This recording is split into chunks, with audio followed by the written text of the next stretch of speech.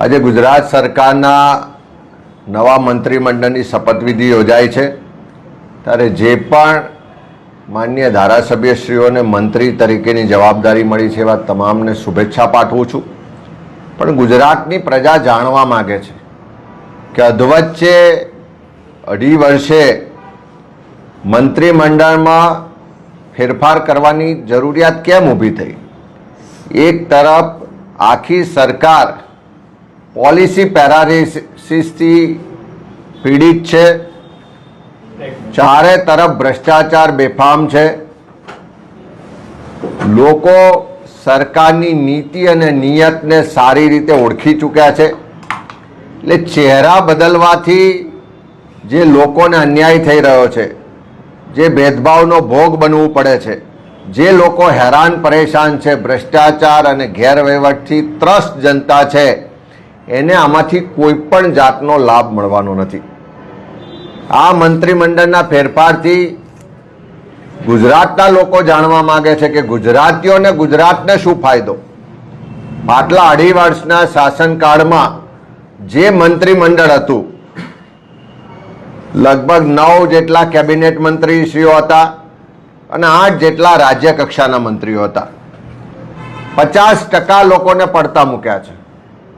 જો તમારા 50% મંત્રીઓ કામ નતા કરતા, એફિશિયન્ટ નતા, એમની સામે ભ્રષ્ટાચારના આક્ષેપો હતા, એમના વિભાગમાં ગેરવહીવટ ચાલતો હતો, એમના મળતિયાઓ બેફામ રીતે લોકોને લૂંટતા હતા, તો 2.5 વર્ષ સુધી રાહ શું કામ જોઈ? કેમ બચુભાઈ ખાબડનું નામ મનરેગામાં આવ્યું અને બીજા દિવસે એમને મંત્રી તરીકે ના હટાવ્યા? કેમ ભીખુભાઈ પરમારનું નામ બીજેડ કૌભાંડના કૌભાંડીઓ સાથે જોડાયું તો એમને તાત્કાલિક મંત્રી તરીકેથી હટાયા નહીં? કેમ મુકેશભાઈ પટેલના પરિવારના લોકો હથિયારના લાયસન્સોના કૌભાંડમાં સંડોવાયેલા હતા? બળવંતસિંહ રાજપૂત સામે જીઆઈડીસીનું કૌભાંડની વાતો આવી, અનેક મંત્રીઓ સામે ભ્રષ્ટાચાર ગેરવહીવટની ખૂબ ફરિયાદો આવી, પણ 2.5 વર્ષ સુધી એમને ચલાયા। અને હમણાં 1 અઠવાડિયું વિકાસ સપ્તાહ યોજવામાં આવ્યું। આખા વિકાસ સપ્તાહમાં આખા ગુજરાતમાં પ્રજાના પરસેવાના ટેક્સના પૈસાથી પ્રચાર પ્રસાર કરવામાં આવ્યો, ઉત્સવોને તાયફા કરવામાં આવ્યા, અને ત્યારે સરકારને ખબર પડી કે સરકારનો વહીવટ તો ખાડે ગયો છે, મંત્રીઓ સામે તો ખૂબ અસંતોષ છે, મંત્રીઓ તો બિલકુલ રીતે અનએફિશિયન્ટ છે, ભ્રષ્ટાચારમાં સંડોવાયેલા છે, અને હવે જ્યારે 50% મંત્રીઓને પડતા મૂક્યા છે તો શું ચહેરા બદલવાથી સરકારની નીતિ અને નિયતમાં કોઈ ફરક પડવાનો છે? જો મંત્રીઓ એટલે કે મુખ્યમંત્રીની ટીમ 50% બદલવી પડે, એનો મતલબ આ ફેલ ટીમ હતી, અને જો ટીમ ફેલ હોય તો એની જવાબદારી કેપ્ટનની હોય કે ના હોય? આજે જે રીતે કદાચ નાયબ મુખ્યમંત્રીની જાહેરાત થઈ છે, લોકોમાં ચર્ચા છે કે બિહારની ચૂંટણી પછી કદાચ કેપ્ટન પણ બદલાશે।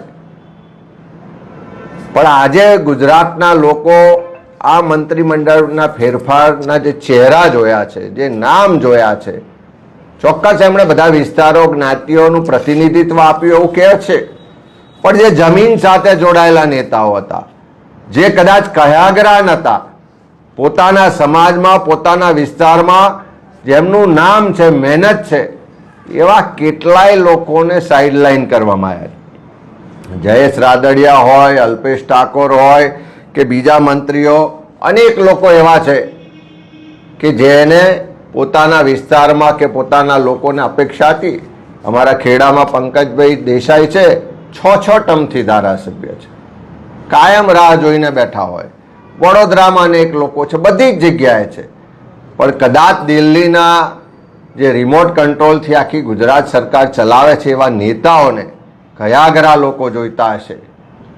ક્યાંક સામે પ્રશ્ન પૂછે, અવાજ ઉઠાવે એવા લોકોને મંત્રી તરીકે પસંદગી કદાચ નહીં થતી હોય, એમની પાર્ટીનો વિષય છે, પણ ગુજરાતના લોકો આજે ચોક્કસ કહી રહ્યા છે કે ચહેરા બદલવાથી નહીં ચાલે। તમારી નીતિ, તમારી નિયતને ગુજરાતના લોકો ઓળખી ચૂક્યા છે। તમારા શાસનમાં જે ભ્રષ્ટાચાર ચાલે છે, ગેરવહીવટ ચાલે છે, જે ભાજપના મળતિયાઓ લૂંટ ચલાવે છે, એને રોકવામાં સરકાર નિષ્ફળ રહી છે. આવનારા સમયમાં અપેક્ષા રાખીએ કે સરકારે જે એમની મનસા સાથે આ ફેરફાર કર્યો છે એમાં બળ આવે. પણ ગુજરાતની જનતા 100% માને છે કે ચહેરા બદલવાથી પાપ ધોવાઈ જતા નથી.